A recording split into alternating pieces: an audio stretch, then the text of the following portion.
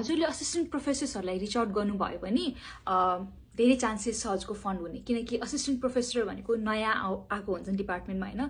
So उहाँहरूले चाहिँ आफ्नो प्रोफेसरको ल्याडर चढ्नुको लागि भए पनि धेरै रिसर्च ग्रान्ट्स लेखिरहनु पर्छ।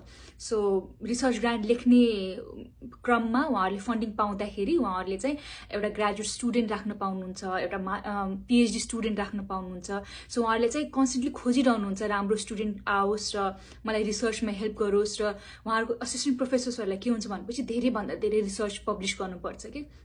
सो अरू कन्सटेन्ट राम्रो स्टुडेन्टको खोजीमा चाहिँ हुनुहुन्छ र Asian student make top notch students candidates for PhD. So I'd suggest त्यस्तो खतरा सजेसन त नहुन सक्ला यो, तर मलाई लाग्छ जहाँ मेरो एक्सपिरियन्सको हिसाबले कि असिस्टेन्ट प्रोफेसर्सहरूसँग चाहिँ अलि धेरै फन्डिङ हुन्छ। सो हेर्दाखेरि असिस्टेन्ट प्रोफेसर्स को छ, नयाँ को आएको छ भनेर हेर्दाखेरि चाहिँ हुनसक्छ हजुर उहाँसँग काम गर्न पाउनुहुन सक्छ भनेर, उहाँसँग फन्डिङ छ भनेपछि हाई चान्सेस हजुरले फन्डिङ पाउनुहुन्छ भनेर